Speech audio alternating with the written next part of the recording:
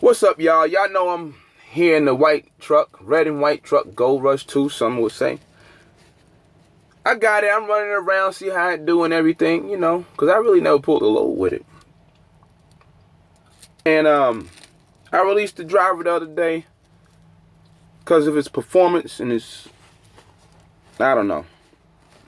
I don't want to say his personality, but his performance was the main issue. This boy would drive and deliver a load late all the time, for the most part, except for in the beginning. When you deliver loads when you want to, and you got an appointment, there's a schedule, nobody wants to deal with that. I showed this boy how to drive a 13 speed and a few other things that major carriers or his trainer or whatever never showed him. He had 3 years experience, no tickets, no accidents. He's not a drug user or anything like that. No felonies. Clean. But him as a truck driver, overall, once you let him go by himself, you would think somebody with 3 years experience, he good. You would think somebody with 3 years experience, when you see him again, he won't have 3-4 GPSs in the truck. One for in his phone, he's using the Qualcomm thing. He's using 2 or 3 up there in the windshield. Well, I need to make sure I'm going to the right place. Got an Atlas, don't you? Yeah. Now the Atlas, I'm not telling you it's going to do exactly what the GPS does, but come on, man. Come on.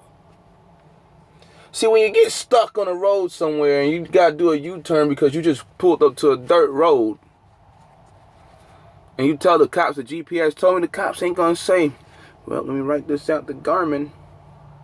The record company's not going to say, let me write this out to Garmin. They're going to write it out to you. That's why them Atlases are there. And some of the GPSs are okay. Rand McNally, whatever. But, forget that part. Back to just being late. And there's always a problem. He's like, there's a problem, there's a problem, there's a problem. You sound like somebody chasing him all the time. But, what's the problem, man? There's a traffic jam. Truck driving. It was always going to be a traffic jam. Well, the road is closed. It's raining and it's fogging. Foggy. He said fogging. Whatever. But, well, you got to figure out how to get off. You got any idea what happened out there? No. What do you mean, no? Well, the trucks are just getting off. You don't have no clue? Don't you think an accident or something happened? Well, yeah, I was going to say that, but you said I don't want to hear it last week. Last week, that was a different load that you goofed up on. Yeah, I was trying to figure out why you only did 300 miles on a 2,600-mile run after coming off a 34-hour restart.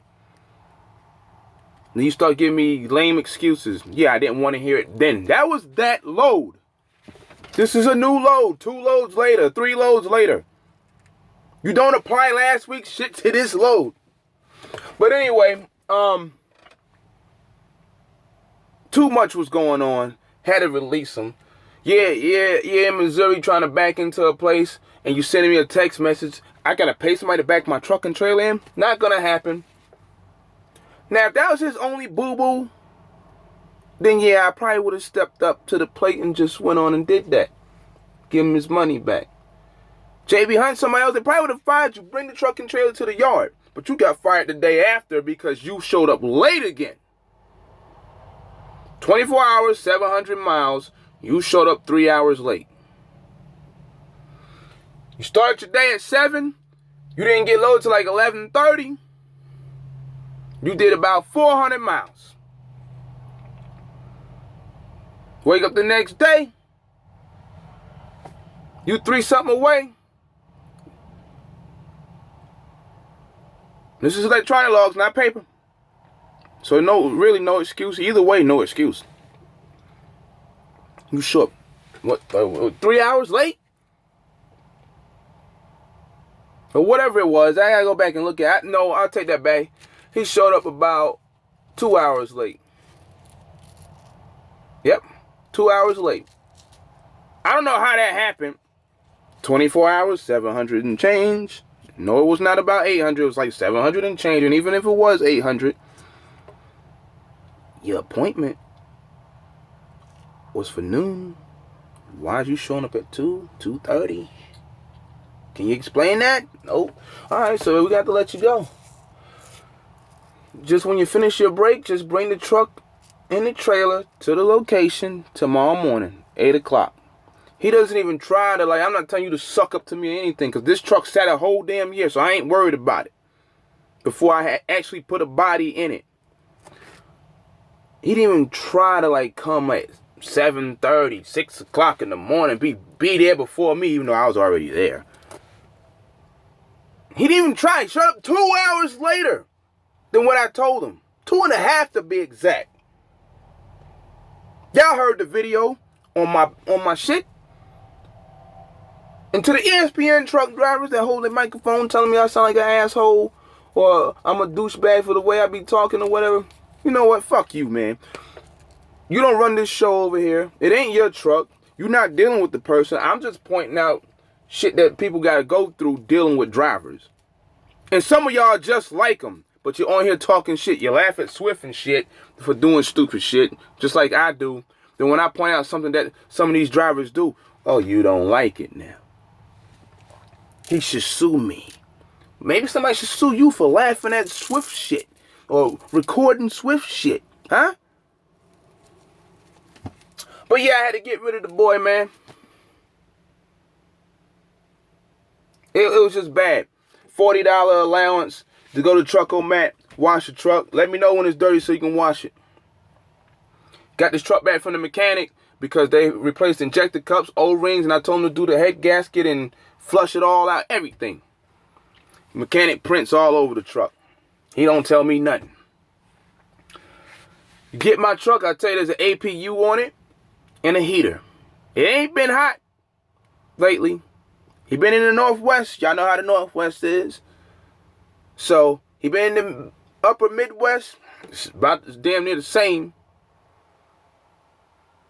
60, 70 degrees. APU and a heater. There's the blower right, the vent right there for the heater. This truck had over 400 and something idle hours on it. That's because he parks, he lets it run all day. He'll lock it up and just leave it running. I seen him do it the other day when I was at the shop. When you have 400 and something hours on there, just idling, something ain't right. Either I ain't giving you the loads or something. Now, I'm giving them the loads. I got proof. But they get canceled, so we got to sit around and wait and figure something else out. You deliver loads late. You idle every time on your 10-hour break when you don't have to. I got 439 idle hours. How the fuck did that happen in a month? Because he was always late. And he left the truck running at all times. He never used it. When I got in here, it was dirty. Dirty. Not filthy, but it was dirty. He had his bags all over the place. I mean, like little grocery bags, just with shit in it. Nothing looked like he bought. I didn't look in his shit. But I wanted to see what was wrong with the heater because he claimed the heater wasn't working. But I think he was making up a bunch of excuses anyway. His phone wasn't working, but I don't got no service, but you sending me text messages. You can't even lie right. I got in here, man. There was shit all over the place. I mean, he had bags all up there, stacked up. I was like, yo. But I ain't saying nothing. Open the bunk. I wonder why it don't work if you saying that. You got shit blocking in the front. I told you don't block it. You got shit blocking in the back underneath the bunk. You got shit stacked on top of it. Of course, it ain't gonna work if you got it all boxed in. Lucky you didn't turn it on, because it get real hot if needed. You probably burn the truck down. But the temperature's been nice and comfortable out here. Pretty comfortable. And he does shit like that, man. But that's not why I got rid of him. The truck dirty up front and all this shit inside. Nah, he cleaned it back to how it was when I gave it to him. But him overall as a driver, once you figure him out after a while, because some shit you can't screen, that's why he had to go.